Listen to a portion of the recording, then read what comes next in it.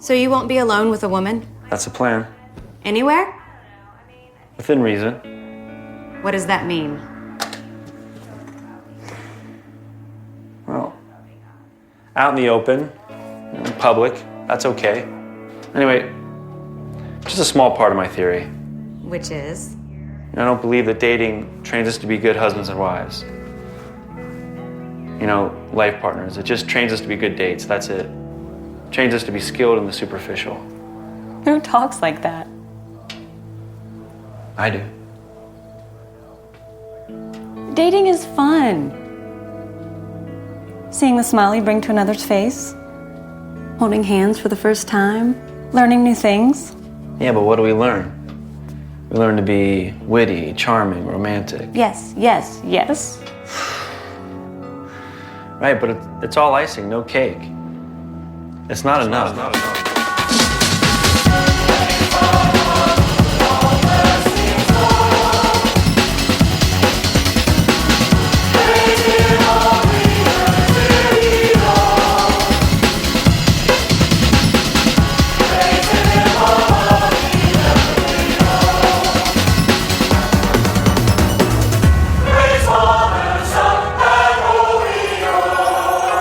Welcome back to Boys Bible Study, the show where we talk about the differences between men and women, you know, and the romantic dynamics that are at play in these interpersonal relationships. I'm Ash. I'm here with Scott. It's Stress Boy, Julian. And our very special guests today, the admins, 2 of the 4 co-admins of our favorite Instagram page. We have Kyle and Amanda of I Need God in Every Moment of My Life. Welcome, you two. How are you doing? Hey. Hello. We're doing great. How are you? Good. Having a very nice beginning of Christian Girl Autumn season, of course. And That's why we really wanted to have you two on, because if anyone out there online understands the Christian Girl Autumn aesthetic, it is you and your co-admins. Thank you. We definitely want to pick your brains about that during our discussion of the movie Old Fashioned today. But first, would each of the 2 of you please introduce yourselves briefly and the I Need God page, and also if you wouldn't mind telling people about your new merch line, which I'm a big fan of. Yeah, we're plugging the merch line. Hello, Boys Bible Studies listeners. We're back. Hey, welcome back. I'm Kyle. I'm Amanda. And that's basically it about us. We like to be ourselves, have fun. Love God. We like posting. What else? We love God. That too. Yeah, and it's been a good time for us lately because, as you said, it's Christian Girl Autumn right now. Yeah, so it was like, we have to release more merch, and then we thought, okay, autumn's coming, Christian Girl Autumn, we need to capitalize on this. We did some brainstorming and some mood boarding and created a commercial together and launched all these like fun new designs in our store, i-need-god.com. Go there now, or just go to I Need God in Every Moment of My Life on Instagram to check it out. Yeah. Back to school looks. Yeah, we got this alumni sweater. A cool story about that is someone DM'd us and was like, I study divinity at Harvard, and this sweater is amazing. I'm buying it for everybody at my divinity school. Wow, so They're cool. like, stop, that's so funny. And they were like, it's cheaper than a real Harvard sweater anyway. Does that make old ladies stop you in the middle of the street? It does. I've got stopped in the street, but when I was wearing it, like, I love your sweater. Yeah, moms flag you down. So if you're looking for something to warm your heart as well as the heart of others, especially mothers, i-need-god.com. Yeah, that's that. I don't know. It's been going really well, and the reception's been really good. So that makes me really happy. We even had a celebrity purchase the other day. I don't know if I want to. Should we do an exclusive reveal of who the celebrity is? That's up to your discretion. I think it was a really good celebrity. I know, it's like this private, right? Someone's buying from your store. It's kind of like a private thing. Was it Rick Swartzwelder? Who's that? Oh, is that the man from the movie? Yeah. I'm obsessed with the lead from this movie. He wrote it himself and He did. directed it and starred He in it. did. That's Yeah. always a good sign. I really related to him, but I don't know what type of hint I could do that's not giving it away. I didn't think of anything fun to tease. It rhymes Even with. though it's boys' Bible study, this person gave us girls. Oh. That's it. That's so easy. Anyway, that was just really fun. I was so happy. I was like, oh, our hard work paid off. A celebrity noticed us. Congrats. No, it's really an amazing line. I've seen it everywhere online. It's really, really resounding with people. Hell, I my gray frog shirt, my fully rely on God frog shirt arrived just a couple days ago. I'm excited to give Love that one a that. wash and start wearing it out. When I ran into Scott the other day at the film festival, he was wearing God's Gonna Turn Me Into Dirt. So Wow. we are. Wow. Did you wear it to Benedetta? You know what? That's a touchy subject for me because I worked that night and it was digital. So I thought I'm a projectionist. I thought I was going to be able to sit down and watch it for one movie that night. And there ended up being a bunch of like last minute festival nonsense I had to take care of. So I couldn't see it. Oh my God. But it's I was Mercury told- retrograde. I know that's what my coworker said. But I was told that it's basically The Devils meets Showgirls. So now I'm even more excited to watch it. Ooh, I want to watch That's that too. incredible. Two of the I want to best. watch that too. But yeah, so really congrats on the line. And we did have you on a couple months ago. The two of you discussed of course, Mel Gibson's Passion of the Christ, which with us, which was a really fun time. So, our listeners did get to meet you a bit then, but I still did want to ask the question, like, because I really see your page as like on the forefront of this new kind of like really like fun, flirty, like Christian revival that seems like it's really speaking to a lot of people right now. And like what do you think about that? Like what does do you feel like there's a Christian revival happening right now, and what does it look like to the two of you?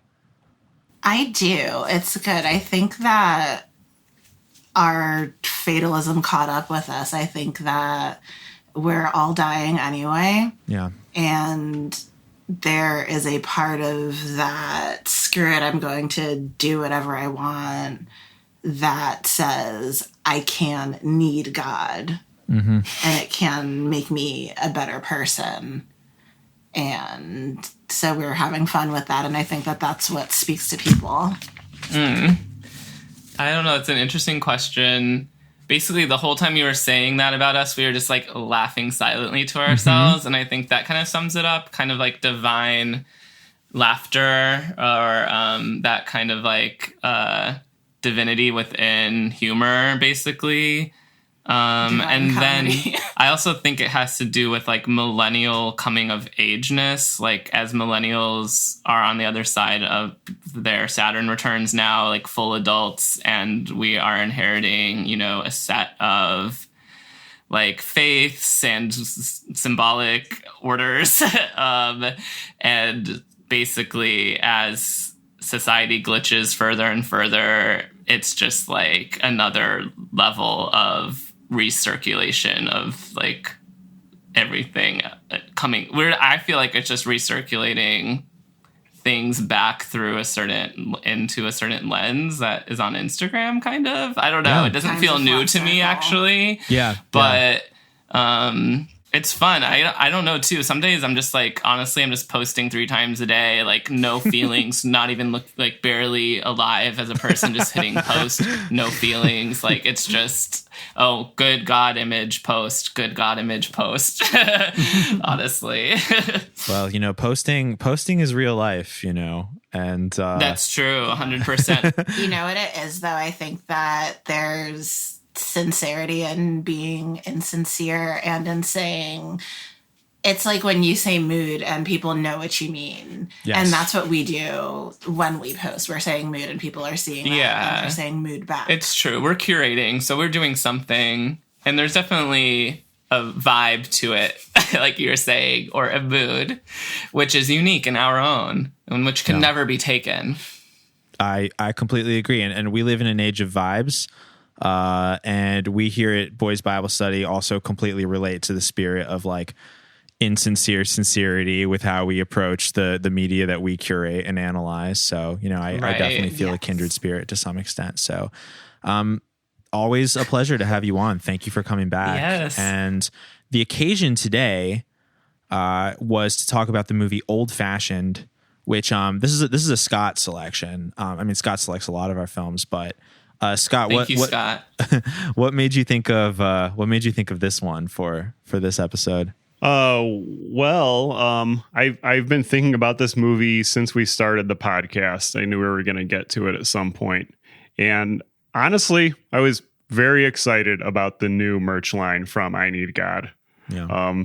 Very, very happy with my God's Gonna Turn Me Into Dirt shirt. Basically, just seeing all that, I was like, oh man, we should do a Christian Girl Autumn movie and try to get some of the I Need God crew back on. And it all worked out. Yeah. God made it happen. Yay. Yeah. I love that. Yeah, God made it happen, as did we. I through think him. that working on the line definitely made my heart much more open to this movie. Oh yeah. In a way, I think it resonated in ways that it wouldn't had Yeah. we not just like lived, breathed Christian Girl Autumn. 100% actually. Well, let's Beautiful. start by talking, you know, we should definitely give a background into the the director who's also our protagonist here, but first I wanted to start by just talking about like the aesthetic aspects of this movie, because I agree it really screamed Christian Girl Autumn, but with regards to, you know, its editing style, colors, things of that nature, what stood out about this movie among other Christian movies? Wow. Just the soft vignette like look to it, the way that it started out, that they really leaned in to Old Fashioned, and then just the styling. Yeah, I would say the styling. I'm thinking about the shirt that the girl protagonist wore, that was suede fringe with leather on top of it, and then she wore a fuzzy jacket on top of that, and a knit beret, and a handmade bangle, and like a turquoise ring all at the same time. Yeah. And that there's something about that conveys Protestantism.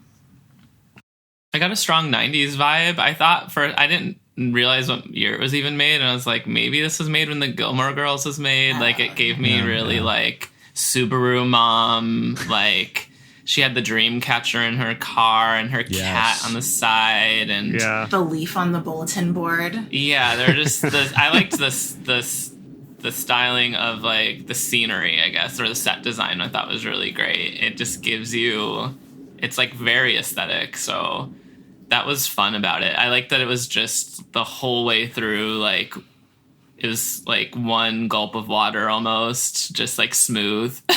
Yeah. I wrote down in my notes at the 48-minute mark, she's just sitting and twirling an autumn leaf while smiling, like basically at the camera. Like that's really just like good. a moment that the movie just kind of landed on. And I was just like, wow, like this, it doesn't get more Christian Girl Autumn than this. you know? Yeah, it's giving Christian Girl Autumn, Yeah. you could say. I only bring this up because it's near the 48-minute mark. It was at the 43-minute mark. But did y'all notice that there was a part where they were both showing her talk, and then also she was like overdubbed over shots that she was in where her mouth isn't moving? Really? No. It was like a very quick. It was like I missed that. Like I didn't pick up on it immediately just because of the way it was done. It was pretty smooth, but somebody I was watching with did, and I was like, holy shit, this is like pretty surreal actually. You know, the movie really Wow. created its own sense of time with the editing that I thought was very singular. Like there were many Yes. things that were happening. It was very difficult to tell what was in the past or what was in the future. Everything sort of felt like a flashback. Yeah, To I wish, itself. Yes. I wish they had made stuff in the past like black and white with the silent movie cards. Like in the Oh my beginning. god, yeah, the silent movie. All of his card. memories. I like Girls Gone Wild, but silent movie style. There was a real liminal space vibe to the grocery store. Loved that. The grocery store. I liked the mundanity. I liked how mundane it was. They just did, like, they were in love and every little thing just felt so perfect, like touching things on a grocery store shelf or like literally just driving or whatever they were doing that was like small town, like every day, but magical. You know what? That's a great point. And to me, that's like what Christian Girl Autumn is all about. Because like Yes. Christian Girl Autumn is like the joy of walking around with the coffee at TJ Maxx, you know, like that commercial you shot. Like that's what it's to me, that's what it's about. Like, you know, the Protestant, you know, godliness of it, you know, that's a fun vibe. But I feel like on just like a deep level, what it's really about is exalting the very like mundane like comforts and pleasures in your life. You know? Absolutely. The quotidian. Yeah. Absolutely. And it's interesting because you think of the sacred and the mundane as kind of like these two words which oppose almost, but finding the sacred in the mundane is cool. And I think that's very Christian Girl Autumn, where it's like my life is simple but it's perfect. It's the first sip of your pumpkin spice latte. Yes. Yeah, Yes. that's a great one. And I feel like this movie also comes at a trend of contemporary like 2010s, 2020s movies that try to, I'm sure this has always been the case, but the flavor of it nowadays is the movie that shows the average person, but the set design is like so unbelievably like curated and like luxurious that it's just like, okay, I think we always bring this movie up on the podcast. I don't know if you two have seen it, but I mean, this other movie, the Book of Henry. No. Did either of you two happen to see this one? But to me, that movie exemplifies like there's supposed to be this like working class. I don't know about working class, but just this average like Portland family or whatever, and their whole house is full of like vintage binoculars and like telescopes and like it's just like I don't know. It's like fantastic, but also not.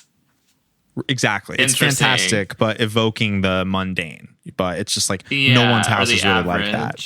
Yeah. Yeah, I felt like the movie we watched was kind of like that. Like they did a lot of extra things, but it was a very like I wouldn't say maybe quiet story or just like simple, and like the goal of the movie is just the man and the woman fall in love for real. Yes. And it's like so simple and like, you know, like every movie is about the same like average people basically. But yeah, I loved the candles that they did at the end. There were so many. Yeah. And it was just like over the top at the same time. It looked like a Holocaust memorial. I thought there was something to this movie, honestly. Like, it wasn't bad. Like, I thought it would be way worse. And it interested me almost all the way. Like, I did watch it at 1.25, but, like, it did keep me. Like, I thought the main character was really interesting. There was a lot of meat and potatoes. Yeah, I completely agree. Very interesting movie. Well, actually, let's talk about the main character, and I would love to first introduce, the filmmaker behind it, because he was also our lead. But maybe Scott, would you mind introducing like our new friend Rick and a little bit about his work? Sure, Rick Swartzwelder. He has been in one feature film, directed one feature film, written one feature film, produced one feature film. They're all old fashioned. Yes. King. Totally.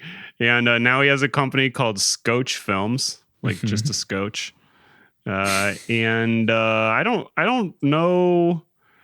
I guess he just was passionate with getting this message through. He had made a bunch of short films before that.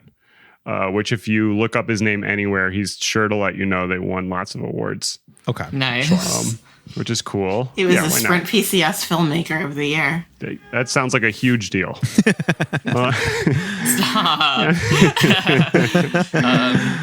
I mean, when I looked at the Wikipedia page, it said he's been working on it since 2007, and there were like setbacks and everything, and they couldn't release it until 2015, I think.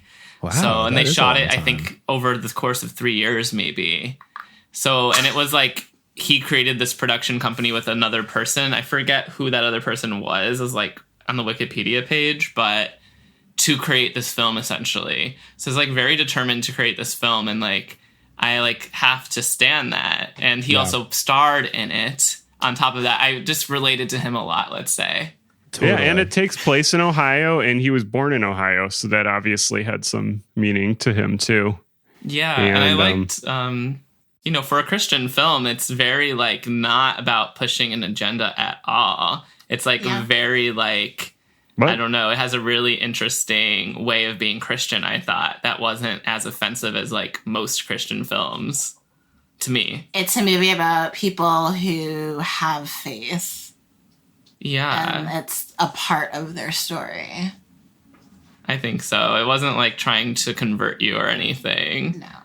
No, it wasn't pushing that kind of an agenda. No. Yeah, it was like, I think that's why Ebert liked it in his review. It was a different kind of Christian film. It was definitely a Christian film aimed at a more, you know, like secular market where the Christianity is a bit more of an accessory of the film rather than the driving focus. Yeah. But that being said, I mean, I do think this was a pretty like conservative, like agenda driven movie in its own way. Yes. I mean, I think he's progressive. It was very interesting in terms of pushing being a trad wife. Yes. So to me, I'm haunted by him really just laying out, this is what I expect and you'll learn it. Yeah. And she said, okay, but that's a choice that some people make.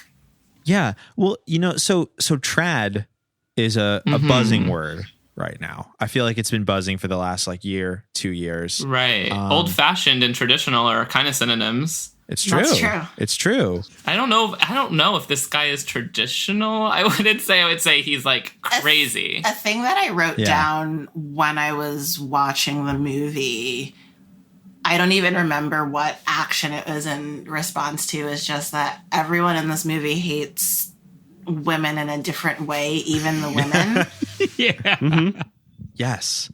Yeah, it's like trad men and pick-me's, like all like sort of combating for like their particular like flavor of misogyny as to be like the superior one, which is like kind of like charming at times, but also like really weird they all at seem times very too. happy.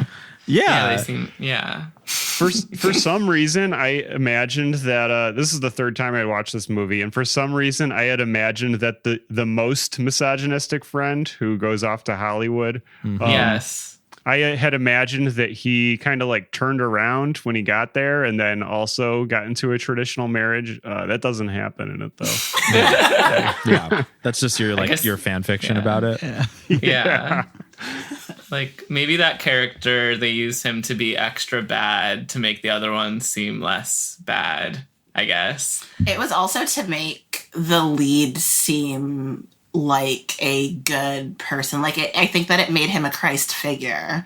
Yes. Because he had his friend who was battling those demons. He had his other friends who were on their various journeys. And although he was Mr. Straight and Narrow, he still loved them all. Yeah. Yes. It was they were all wrong in their own special ways. Yes. Yeah. But the movie just arbitrarily picked one to be like, yeah, this is the good guy. No. It wasn't arbitrary at all. No.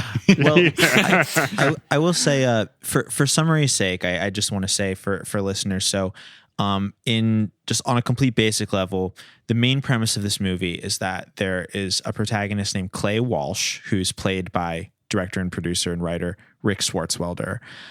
He is a landlord who also operates an antique shop in a small town called Old Fashioned, where the title of the movie's from. He meets sort of like a light, like Christian Girl, Autumn, like Manic Pixie Dream Girl character named Amber, played by Elizabeth Roberts, who our first view of her in the movie is her laughing in the front seat of a car, ostensibly driving like 50 miles in a 20 mile per hour zone. I happened to notice there was a speed limit 20 miles per hour sign when we saw her sort of flying down the road. Oh my God. Don't forget, she was listening to the radio. Yes. And the other third, there's a couple other supporting characters vying for, who's the most supporting. But I'd say the most interesting third character is Clay's former friend, or current friend, I guess, but Lucky Chucky, who is a sort of like radio shock jock who talks about the differences between men and women, and his sort of haunts the romance of these two characters with his words on the radio. So that's just a brief summary of where we're at with the film. Women are stupid.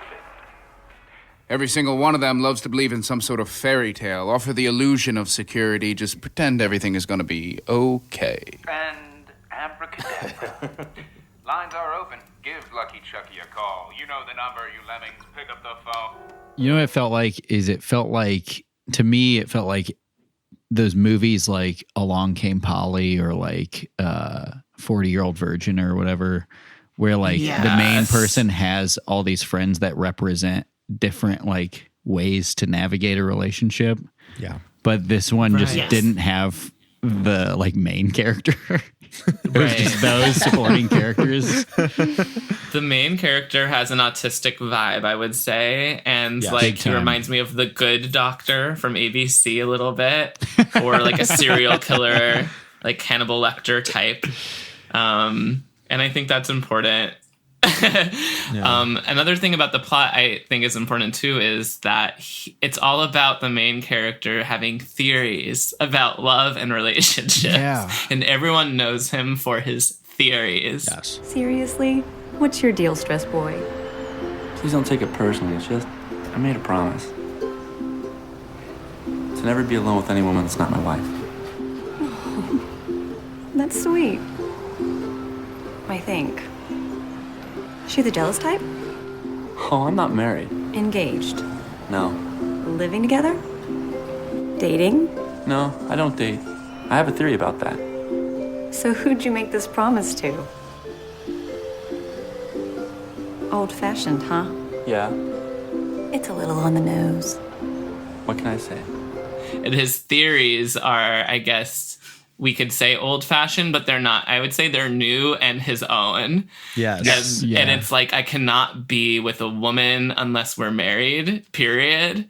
And I was like, same. Like, if I'm with a man alone, I feel like we're married, basically. Like, I can't help but not feel that way. And I was like, I get what he's saying. I get the main character anyway, but like, I feel like that really is the setup for the whole thing. Him being like, oh, yeah, I can't even be in the same room as you. And they start it off on that note. It's not a thing that's worked in at any point. It's like it's kind of like the engine for the movie. It's very be who you are, because he just said, this is me. Exactly. He's like, my sexuality is weird. I feel differently than most people. I know I'm going to be alone forever. I know that's hard. No one's ever going to accept me. And then slowly over time, this crazy woman traveling state to state is like, you know what? I think this is the challenge for me. And she takes it on. This woman, her first day in the new town where she doesn't know anybody, checks out an apartment where the potential landlord says, I cannot be in a room alone with a woman who is not my wife, and refuses to cross the threshold. And she's like, I love this small town vibe.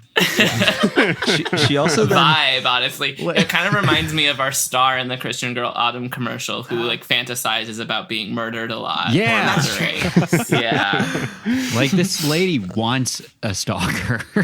Yeah. Literally. Yeah. And then she also she finds an apartment immediately. She then immediately walks into the local flower shop where she impresses all of the women who work there. And she makes a floral arrangement and she just says like, it's for the mother goddess. And they're all like, you're hired. Immediately on the spot. You've done this before. Once or twice. Inspiration after the Greek goddess. A message is waiting. You're hired. Awesome. Tonight we party then, yes? I just imagined her, like him being like, I will not enter your apartment while you're here. But then she like finds like cameras all over, but they're like the what are the old like shadow box photography thing, pinhole cameras, because he's so old fashioned. Daguerreotypes or something. Takes like just hoping she stands in the same place for 10 minutes. She finds all these really blurry pictures of herself in his shop. Like, what year do you guys think the movie was set in? I couldn't The car tell. was recent-ish, right? It had to. The cars were at least from like the aughts. They were DVDs. Yes. So, Yeah, I remember that. True. There were DVDs when he was in college. Yes, Yeah. and that reminded me at the end of the movie, a scene that kind of made me chuckle a little bit was like at the end when his friend is driving Amber to what would become like the marriage proposal in the like car that he refurbished, the very old like Henry Ford looking like car at that the he end. refurbished. Yeah. And he gets her in the car and then makes eye contact with her and picks up a CD and puts the CD into the slot. And I just Right. like thought that was really charming, you know? It's Yeah, electro and- swing. Yes, it's very electro swing. I completely agree. And they're always listening to the radio, like tuning it and stuff. And I'm like, that's not some. Normally, I'd just be like, I don't want to say her name, but Alexa. I would tell. Oh, she heard me. I would tell her, turn on Z100 or turn on like 97.1 or whatever. Turn on NPR. Lucky Chucky's, relationship radio show. There was none of that in this movie, but Yeah. it was for aesthetic reasons. I guess we already talked about that. Yeah. Like the establishing when she's setting up her apartment, they have like this old timey refrigerator and like all these like appliances, and they're even dressed old timey sometimes. I noticed as someone who likes crafting all of the stuff, all of the blankets, all of the upholstery, because when he won't go into her apartment, he makes her stand outside. And because it's autumn, it's cold, and she's always wrapped in a blanket, and there is always beautiful hand stitching on them. Ooh, y'all should sell blankets. That's it's a good really idea. part of the aesthetic. Maybe a weighted blanket. Yeah. Or also body pillows of Jesus, obviously. Oh. It's harder to to design and manufacture those kinds of things, and not just t-shirts and sweaters. I'm imagining one absolutely. dressed like the protagonist with his jeans Mm-hmm. and his jacket and his hoodie. On a pillow. You already talked about the styling a bit, and one thing that's interesting about the movie is there are so many nods to an old-fashioned aesthetic. There's people winding, phonographs and refurbishing like Model T cars Yeah, or whatever. He But- works in an antique store. right, but he wears the same like black hoodie for most of the Yeah. movie, even though he's like 43 or something. He's blonde It's too. very American apparel. Yes, He basically dressed old fashioned, but not like in a steampunk way, but more in like a this is what I wore 25 years ago. Is Yeah. in a way. It's Like very, it was a cozy slacker. 90s vibe I got from it. Maybe early 2000s. yeah. I'm getting Cobra Snake from him, even though I'm getting like. Definitely. yeah, steampunk. I'm getting Wild Wild West from the rest of the movie. It was pretty interesting. Yeah, actually, if you just like took him out of the movie and put him in like club photography, his look would be pretty hard, I would say. Yeah. His hair and everything. Totally. It's like basically a bowl cut, like blondish hair, like, just like white guy face. I don't know. Yes. Yes. Well, what did he say? That he was a product of society. Yeah. He's from Yes. Ohio. Well, speaking of being a product of society, let's dig in a little more to this sort of tug between who what's his name, Clay, is now versus what he was in the past, because that drives a lot of this film. We learned that he basically made his name early on in his life by running a business that we could most compare in real life to the Girls Gone Wild franchise. He released DVDs that I believe, if I'm not mistaken, were called Sexy College Coeds. College co-eds exposed. Okay. And his friends, this guy Lucky Chucky, they were, I believe, business partners in that. So how did he get from there to here? What's going on with that? Yeah, it definitely was about processing male trauma in that way. I think it really fucked him up to think about who he was, and instead of doing what most people would view as logical and saying, I'll be better going forward, I'll be more respectful, he said, I'm going to go to the other extreme and not allow myself any room for anything I perceive as sin. Yeah. As he swung all the way the other way. As you described to the him, point where... Oh, go on. I was going to say, Ash, you described him as the Unabomber, who was also somebody who had a pretty wild time in college and then became very old-fashioned That's true. later in his There life. was a moment in the movie where Clay said his other friend, whose name I can't remember, who's going to get married, asked Clay what he thinks the ideal honeymoon would be. And he's like, an abandoned cabin and bottles of water. And I was like, yeah, he's the Unabomber. Clay. David. Yes, the ideal honeymoon. What you got in mind? You really want me to do this? No doubt about it. The ideal honeymoon. A cabin in the woods.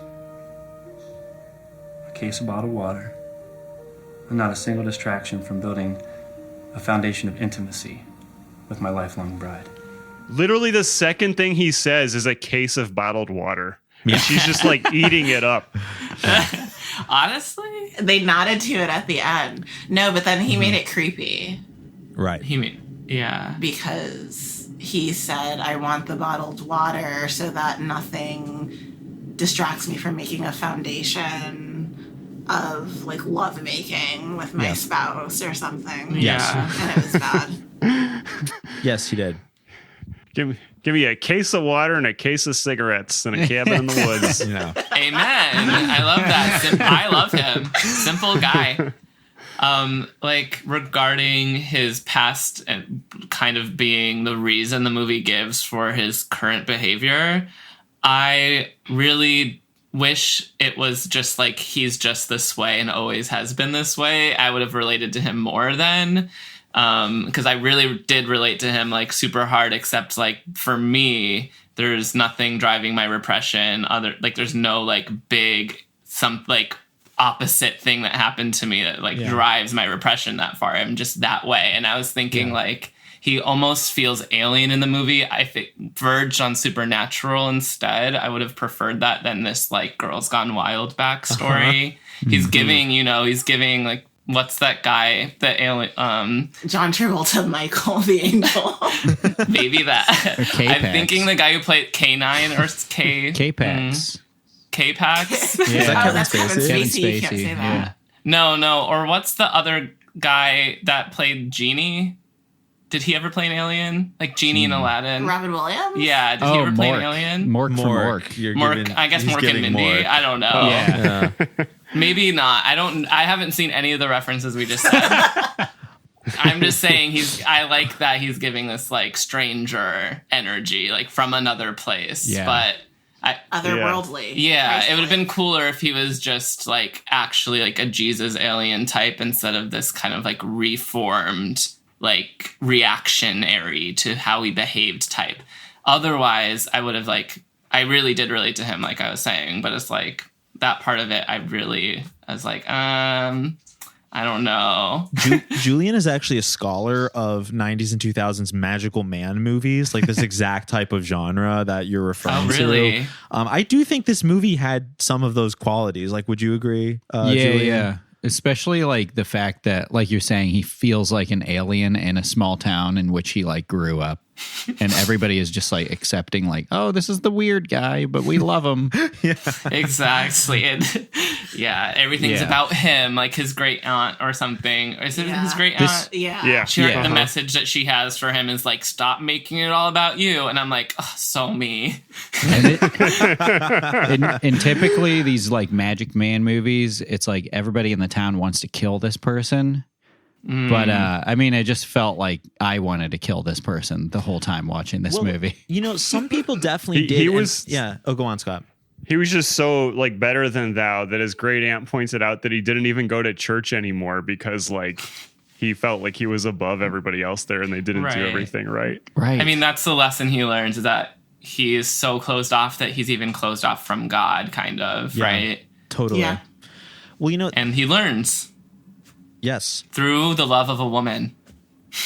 Yes. Well, you know, some characters who I loved in the film who actually did want to kill him, even though their opinions seemed to change constantly, were Amber's coworkers at the flower shop, who were some of my favorite parts of the whole movie. These strange, like, flower, like, harpies who, like, at one point, like, the older woman says to her, like, it was just the most, like, forced, like cliche. Like, to me, the premise of those characters is that, like, women are evil. Like, that's basically, like, what I can think of. Like, women are confusing and chaotic and evil. Like, that's sort of what I thought they were meant to represent. Like, the woman says, a man, like, I haven't found one I like more than a piece of chocolate. I remember that. No thanks. Gots to have a real man. Clay is a real man. I haven't found one yet that I like better than a good piece of chocolate, and I've been married 3 times. But I'm still looking.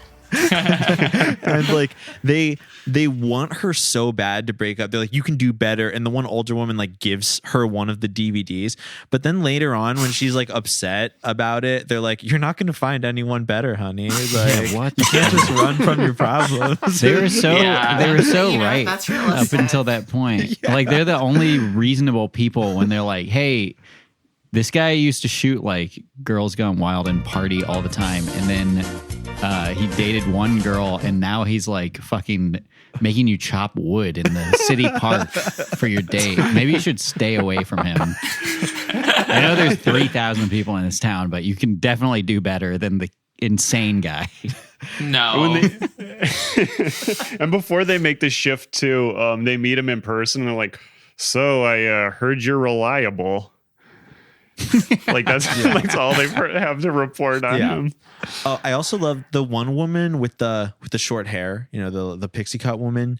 Oh my goodness! When they're in the bar the first time, one of my favorite moments of the movie was some guy approached them who's supposed to be like a creepy bar guy, and they're like, "Go away, Tarzan!" And then he walks away and makes a Tarzan noise, and then that one woman with the pixie cut immediately, like, her eyes widen and she gets up and just runs to him.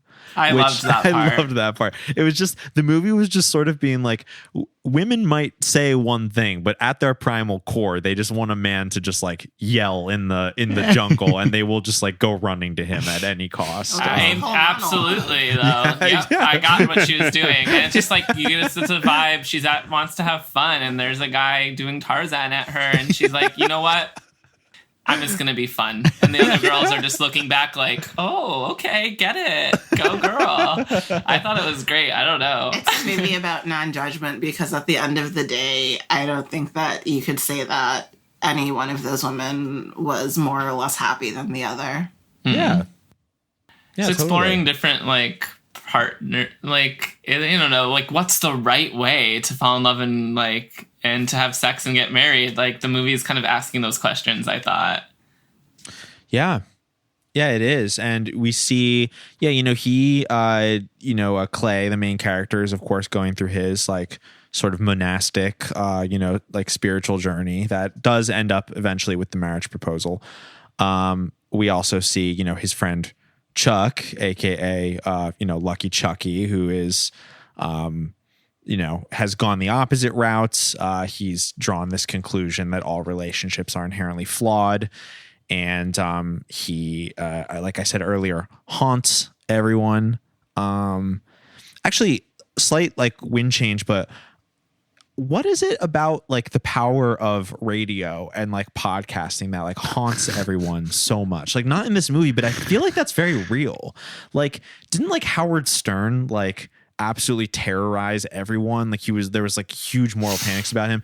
And nowadays, like podcasters are like, you know, not to talk about how much of a martyr I am, but like is to say that like podcasters are some of the most hated and oppressed art makers in like all of new media. Like, what is with that? Like, I think people view it as some type of sonic attack. It's like they're coming in over the airwaves. They're in your home. Yes. They're coming with the express purpose of, I am telling you what to think. I am telling you what I have decided is controversial, what I have decided is important. And there's a different type of authority to it because it feels more familiar than turning on the news or whatever. Yes. Yeah, it kind of supplants your thoughts, I would say, in a different way than a moving image does. Yeah, it's captivating. And it came before moving image too. Like radio is an older medium, so it's deeper culturally. Like its roots are culturally deeper. Also, sound itself is more. It moves you more actually than image, I would say, even though image creates a mirror of the action in your mind. Sound is even more, I think, goes even deeper into the psyche basically, and is like more spiritual even, and more like effective, I would say. I don't know the right word. It's more moving even, in a way that is deeper somehow. Yeah. It's interesting because the radio thing, I've always been obsessed with the radio. And like when it was a feature of the movie, I was really loving that. And then I was thinking about podcasting too, like about how I'm going to go on a podcast tonight and how it is radio essentially, it just in a more democratized form, basically. And all of that. Yeah. And how it's just like persistent. Although like screens are not, another thing is a screen has to be somewhere. Yeah. And sound doesn't. That's interesting. Yeah. The screen it occupies physical space. Yeah. You have to be pointed in a direction to experience it. Whereas with sound, it's not like that. It's kind of everywhere. And like I said, because of that, it kind of supplants your thoughts. Like it is your mind, becomes your mind somehow. And radio is literally, you tune in, like a radio is a machine that tunes into a frequency that I guess if you think about it is sort of happening with or without you. Like it's always sort of surrounding you. The radio, that is an instrument to pick up on the specific wave. Yeah. So that's kind of like the waves of the radio are going through our bodies right now, and a lot of different waves. Obviously 5G, hello. But like there are electromagnetic waves of every length, like penetrating our cells on the deepest levels, and radio is one of them. I think radio waves are longer. AM radio waves are really long. Like they're really long waves. I don't know, but it's interesting. Yeah, you need a receiver. Yeah. I thought it was neat how in the beginning of the movie, when we're sort of meeting everyone, we see Amber on the phone and she's angrily calling in to Lucky Chucky's radio show. She says, men like you. And he's like, men like me?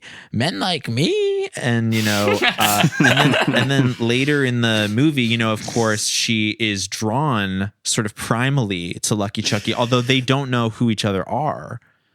She still runs into him at the bar and almost goes all the way with him, but but I just think that's an interesting, an interesting just sort of like narrative in the film is that he's always this force that's operating like a public conversation or like a secular POV. Yes, and like an inescapable like secular force that's like sort of like mass media. Yeah, and everyone he's in the background. Everyone, they're trying to do their particular like train sort of, in their words, more traditional or old fashioned like train of thought, and he's always sort of menacing them and like creeping in through, I don't know, without even through the trying. airwaves. He's like penetrating their lives from this power position. He's in LA, right? In LA. And affecting their lives from afar through radio and like meddling in it. Like that's really what mass media does, I guess. It like meddles in the lives. It creates like the non-local becomes local, I guess, or something. But I thought that was really interesting. Yeah, it starts in Los Angeles and it ruins everybody's lives all across the world. I think that this movie is dead on. Yeah, I think they were hitting on something there in the movie. Yeah, I'm trying to send some message. Oh yeah, but it's interesting. People hate podcasters. They really do. But I guess it's because they're thought leaders too. Like in the speech form, lacking the visual, it becomes like I said, about thoughts and like moving public conversations in certain directions and creating like narratives around certain topics that could either be helpful or harmful to like groups as a whole, basically. And people are mad when it goes away or is framed or spoken in a way that goes against like what they believe would be a better way, or sometimes they don't even have an alternative way in mind. Obviously, they're just mad that it's not like aligning with their worldview somehow. But that's funny. A funny thing about people, they're not that bright. Yeah. I mean, you know, we're talking about the book that had the most powerful person, not even a person, the most powerful voice, influencer ever. And it was just a disembodied voice coming like in the from book. your classic receiver, the burning bush, telling you what to do. And so all voices that come out after that, everybody's like, you better not say anything that goes against what the original, what the first podcaster said. Yeah. Oh my God. Or that reminds me, like sometimes like people who are schizophrenic or people who hear voices, often it's perceived as divine or as coming from the beyond. Right. Hey, that happened in a movie we watched just a couple weeks ago. A man with dementia they assumed was a prophet because he was just, because he said weird shit, firing randomly. Yeah. Speaking of the radio host, one thing I thought was really interesting, a quick moment in the movie that maybe we could react on, is that for all of his the main character, I mean, for all of Clay's, wanting to remove himself and place himself above the happenings of the world, he's actually sort of apologetic for his old friends, from Chuck and from people like that, because he said that they did continue to accept him despite his big life changes. And he also tells Amber, well, he's a product of the system itself. I think did he even say he's a victim? Yeah. He did say he's a victim. Yeah. So you and David are friends with Lucky Chucky? When I didn't want to play frat boy anymore, he and David were the only ones that stuck around. Everybody else walked. He's a victim. Please. He's the kind of guy that's always gotten away with everything. It's true. But only because people let him. Is that his fault? He's a product of the system. That's ridiculous. Just like I used to be. What did you think about that? It was I appreciated that the movie leaned into what it was. I really got that it was about forgiveness in that way. Very, almost like forgive them, Father. And he really had to see things that way. It was just, it was wild to me, but it made sense. Yeah. Yeah, I actually thought it was like pretty cool in a way. It was just unexpected. Again, because this is a guy very who self-aware. Yeah, it was. At times when I wasn't really sure how self-aware this movie was. So, the thing is, in doing this show, we run into a lot of like film auteurs, people who decide, I'm going to make a movie, I'm going to write, direct, star, and not always, but often, or, at least a decent enough percentage of the time, you can really see in an auteur piece, like a lot of their insecurities come out on the surface. Like, you think about even like the Bible of like outsider films, The Room by Tommy Wiseau, which is like the original like outsider auteur film, or the one that everyone knows and loves. You see in the movie, every character is saying like, wow, what's his name? Johnny in the movie? I think he's Johnny in the movie. Yeah, it's That's Johnny. Right. Well, it's just, I think it's Johnny. And everyone during the whole course of The Room is just saying like, oh, Johnny, we love you. You're the perfect person. Like he walks into the flower shop and they say, you're my favorite customer, Johnny. And he still has like trouble with women in the film, but also like women find him irresistible. And it's very clear that he himself, like he's he's paying to be in this scenario. You know, there's a part of him that really wants to be everyone's favorite person and wants to be desirable and popular and sexy and all this stuff. Whereas this movie, I couldn't quite tell like what level Rick Swartzwelder was at. Like sometimes it seemed like that, but other times it seemed kind of self-aware and self-critical at the same time too, you know? Like what did we think about that? I honestly think it wasn't. I mean, it was about him, but I think he was his character to an extent in that he does love God, and it was about a message first and foremost, and it was about him. Maybe the movie was like an essay about some of his own theories about, you know, society, love, marriage, Christianity in modern times, I guess. It definitely came through as a passion project. Yeah, but he didn't, like you said, it wasn't like he wasn't always flattering himself. There was self-awareness. It didn't seem to me like, I didn't realize he was the filmmaker until after, and I looked it up.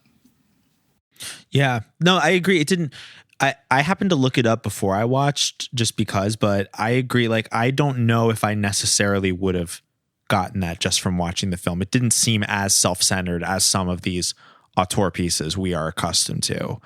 Even though the main character in the movie was depicted and other characters told him he himself was self-absorbed, I didn't necessarily get that vibe of him in real life, like as an artist, you know? Yeah. It's interesting. I bought him as the lead and did not think it was as forced of a situation as like a Neil Breen movie where like, love him. You're like, you definitely cast yourself in the lead role. It wasn't like that. In every Neil Breen movie, he is always like literally God. And like it's like, I describe Neil Breen movie. I mean, I love him, obviously huge fan, but like I describe Neil Breen movies as a man who paid $100,000 to kiss a girl this year. That's sort of like the vibe I get from his films. And I didn't necessarily. That would be me too. And this was the opposite. He paid to specifically not kiss a girl. Right. Yeah. Like, I love that about this guy. Yeah. Yeah. I'm looking up Neil Breen, and you could tell a lot just from his face. Yeah, he's amazing. Oh, you two would love his movies. I'm a big fan. Fateful Findings we often reference it on this podcast. Like he's the contemporary like outsider genius. Yeah, to me, Fateful Findings is what everybody else thinks The Room is. Yes, yes. I have to watch it now. Yeah. Okay. Yeah. The poster has computers on it, so I like that. Oh yeah, there's a lot of commentary about computers and modern day society that I think you would really find enlightening. Although it was more nuanced where you could tell that there were flaws in him and it seemed intentional. There were some parts though where Amber totally goes along with it, where it's like, you're not freaked out. Yeah. Just with, I'm thinking specifically, do you remember she finds his checklist? They're like at a diner together and she finds this checklist of all, it's like he's been playing a game. Like there was just like a treasure hunt. Yeah. I definitely think that it was a game. It had to be something that she viewed as funny to want to keep doing. I'm still struck by the part where he made her cut a potato into small pieces for someone else's baby. Oh yeah, I forgot about that part. Mom. Okay, I'm so glad you brought that up. I forgot about that part, and that was kind of like the defining point of the whole movie for me. Was when a big premise of like the second act of the movie is that they go to a marriage counselor, even though they're not even engaged. They've barely just met, and they get this premarital sort of counselor. My parents used to do that. Oh, that's right. Your parents were religious marital counselors, right? Oh my god. Yeah, premarital counselors. Yes. Yeah. Oh. Yeah. They had this book. The couple barely dating at this point in the movie goes to a premarital counselor, gets this book called Red, Yellow, Green. Which I don't know if that's a real book or not. I didn't look that up, but basically the whole second act of the movie is them going on dates and doing these like interview questions with each other. Because it's a stoplight. Right. I missed that in the movie. Red light, green light. Julian's picking up on something. I looked up online. There was something. It wasn't the same cover, but there was like a Texan ministry of a woman who looks like a Mary Kay lady, and she has a lot of books and some good articles on the stoplight philosophy and about how even once you're at the green light, it's about are you really meaning what you're saying? Is your heart really open to move forward? And it was interesting. But like you were saying, Amanda, one of these questions is, how experienced are you at raising children? And I can't remember exactly what she says, but it bounces to a scenario where she's literally auditioning to be a mother in front of Clay and his like soon to be married friends who have a small daughter. And yeah, she's like cutting baby food and like helping with the raising. And I found that to be maybe the most bizarre part of the whole movie. It's a mother like juried audition. Yeah. Like a reality show almost. Yeah. Any other like big moments from Old Fashioned? Like there's actually so much in this film. Like it really is. There's like, a lot. Yeah. I'm impressed you watched it 3 times. Scott, you watched it 3 times? Oh yeah. No. Sure yeah. did. I did. Yes. Like watching it one time was like hard for me to focus that long. But I guess one thing about it that stood out to me was they keep asking him like, so do you really believe in the Bible? Like, what do you believe from the Bible actually? I liked when he said, I wish I hadn't opened the book because once I read it, I couldn't make fun of it. That's so real. I love that. Is that a Bible? Mm-hmm. What parts of it do you believe exactly? Oh, man. Any favorites? Old things have passed away. Behold, all things have become new. That's in here? Mm-hmm. Is that what made you change? It wasn't one big thing. It was more like a lot of little things, all adding up. You know? And that book, that didn't help much either. I mean, sometimes I wish I never opened it at all. Why? Because when I read it for myself, I couldn't make fun of it anymore. Someone else could, but I couldn't. That's so real. That's like my life. I swear to God. Like that was probably the line I related to the most in the whole movie. Yeah, because that happened to me like 2 years ago. Hard. Basically. Yeah. Yeah. No, I think just the last thing that really struck me, and I think adds to the timelessness of Old Fashioned, was at the end scene when they were happy, she straightened her hair for the first time in the whole movie, and that was just very throwback, like take off your glasses, let your hair down, straighten it. Yeah. And you never see that anymore. That's so true. I don't think enough can be said for how much she truly embodies the manic pixie dream girl role. Yeah. Way more than like Natalie Portman did in whatchamacallit with Zach Braff. Garden State. Yeah, Garden State. Well, they were both kind of manic pixie dream people for each other.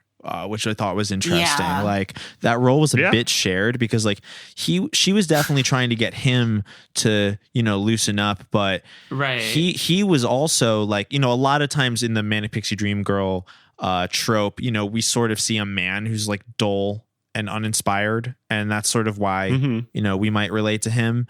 But I would not in this necessarily case, he was actually inspired to be dull.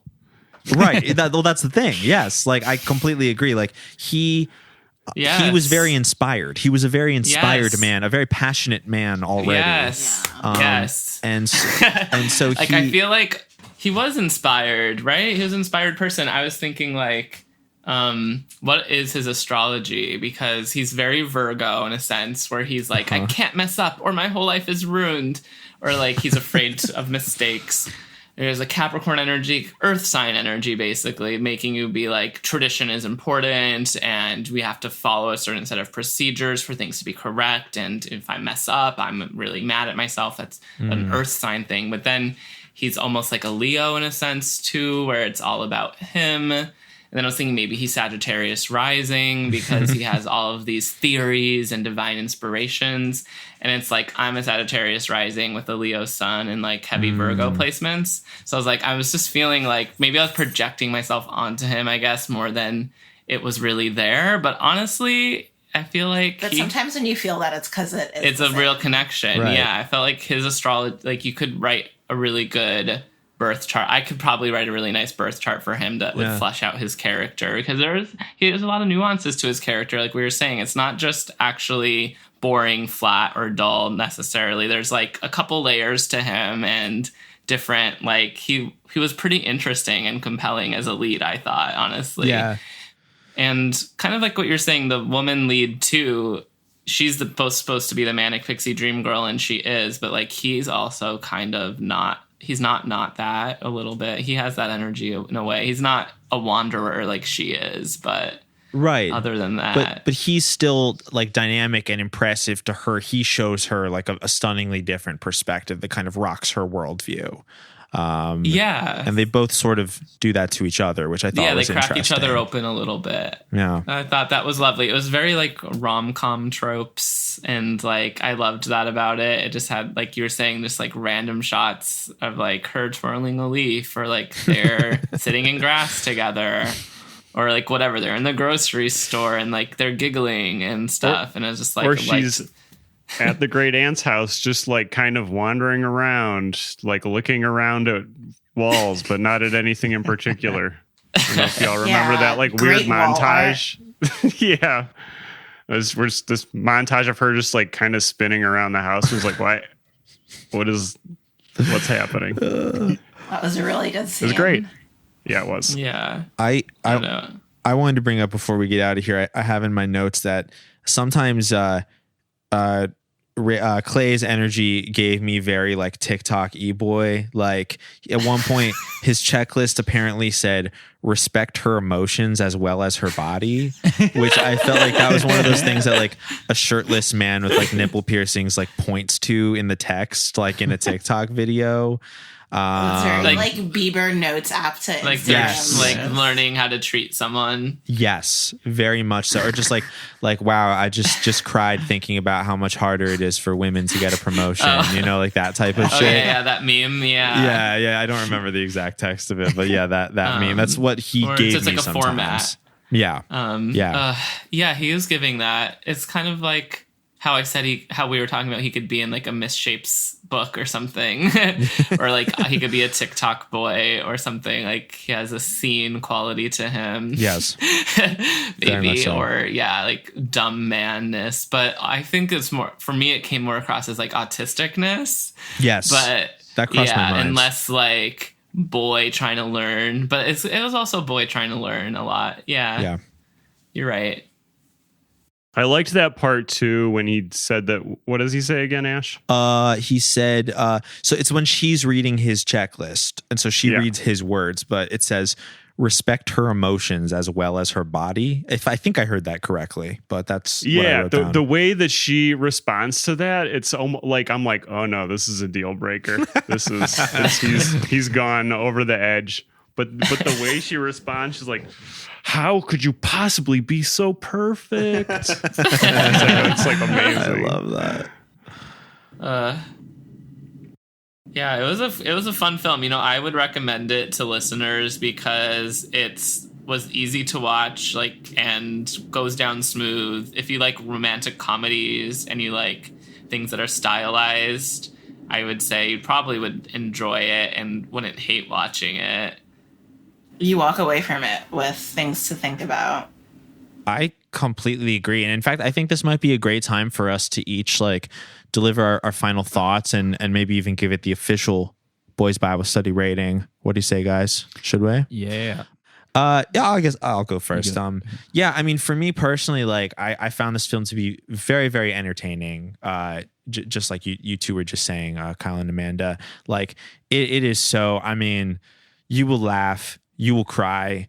There's so many like soundbite, like I mean, I could literally go through, like there's this part when her friend in the flower shop goes like, tonight we party, yes? And like I found myself like anytime someone would say something during the movie, it would just ring through my head over and over again, like a mind virus. But there were so many of these in the movie. Like I really think it's an immensely entertaining watch. I'm gonna have to give it 5 out of 5 twirling autumn leaves. I really found this to be the ultimate Christian Girl autumn film. And it's the moment right now. I know it was made in 2014, but I do feel like it's the moment. So everyone check it out. Oh, by the way, you can watch this film on Tubi for free and many other streaming services. But we love Tubi because they have a great selection. You don't have to sign up for an account. So not even sponsorship. We love them. So check out Old Fashions. Yeah, that's my rating. Shout out to Tubi. Shout outs. Always. I could do mine, I think. I thought this was a really good film for what it was, and you could tell a lot of effort went into it, which makes it even more intriguing to watch. And like Ash said, there are just so many moments and that make it worth it, like little gems in this movie, and it is completely the moment. And I think it's time for this movie to get its time in the sun and get the appreciation it deserves after all of the effort that was put into it. I really enjoyed that it was created and starring the man who did it all. I don't know, like, I like that kind of thing about films. I thought that really made it even better to find out that the main actor also produced and wrote it, or directed it and wrote it, or something like that. Yeah, all those things. All of those things. And I would give it 1 out of 1 Christian Girls for epitomizing a fall vibe. Yes. Yeah. I loved it. I am seconding, thirding that it's a really easy watch. It's a great, it's a fall day. I'm going to sit down, make my hot chocolate and mini marshmallows. And there's not enough good things I could say about it. I love a movie that makes me think, and I am giving it 5 out of 5 co-eds exposed. Wow. We got to play the Girls Gone Wild marimba. Oh, yeah. Yeah. The drum roll. Plays that throughout. Absolutely. I would love to. You go ahead. Okay. I was very entertained by this movie. It's very entertaining and very memorable. I especially want to point out again that the actor who played Amber, Elizabeth Roberts, was fantastic in the role. I looked up what else she's been in recently, and she's in a movie called Itsy Bitsy, which is based on the children's song Itsy Bitsy Spider. So I will be watching that for Halloween very soon. Stoked. And back to Old Fashioned, it was pretty much a perfect movie. I'm gonna have to give it 1,000 lit candles and a few empty bags of sand at the grocery store. I loved it. It was part Magic Man movie, part it reminded me a lot of, after you called him the Unabomber, it reminded me a lot of the Discovery Channel show about the Unabomber. That was pretty good. But it's also about the claustrophobic nightmare that is dating in a small town. And that we love it for it. And I'm going to give it a 5 out of 5 dirty rats, because that's what he looked like at the end of the movie. Dick Tracy, you're going to marry me, you see, you dirty rats. I was watching this with Julian, and by the end of the movie, anytime something would happen, he'd be like, "You dirty rat, you." It's very funny. He looked like he was gonna pull out a Tommy gun and unload on him. Yeah. See, you're gonna marry me right now, kid. That was so infuriating. That's why you came in hot like, talking about Dick Tracy. Now I understand. That's the movie was about like how old timey he was. Like he was those people in that video that's like couple lives every day like it's the 1950s. Right, yeah. But at one point he looks like he's in the fucking Strokes when he's wearing that like leather jacket and white t-shirt. And then he doesn't even do anything like old timey. I mean, he drives like a fucking rusty truck. That's kind of old. And hangs out in a barn. I want this guy to be I want him to ride around on a penny farthing or something. play stick and hoop. Yeah. That's what he does. I think it could have. Yeah. A wooden I think they should have bicycle. changed the title. I think it could have been titled differently or something. Yeah. Well, I would say yet another perfect film. The perfect thing for Christian Girl Autumn. And we want to thank Kyle and Amanda. Thank you so much for taking the time and watching this film with us today. Oh my God. Thank you for having us again. Thank you so much. We had a wonderful time. We learned so much. So did we. But before you go, would you please remind everyone where they can follow you online, shop your merch, anything like that you might want to plug? Yeah.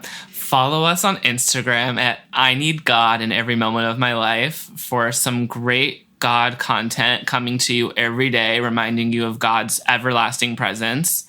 And then check out our web store, i-need-god.com. We have a bunch of fun, God-honoring apparel and merchandise on there for you. And everyone who's listening could use the code Bible to get 10% off. Yay. Yeah, I would check it out. We're online. And we just made a Twitter, but when Instagram went down for like 6 hours, I was like, I'm making a Twitter. And it's just I Need God in Every, because I think that's as many characters as you could have in a handle on Twitter.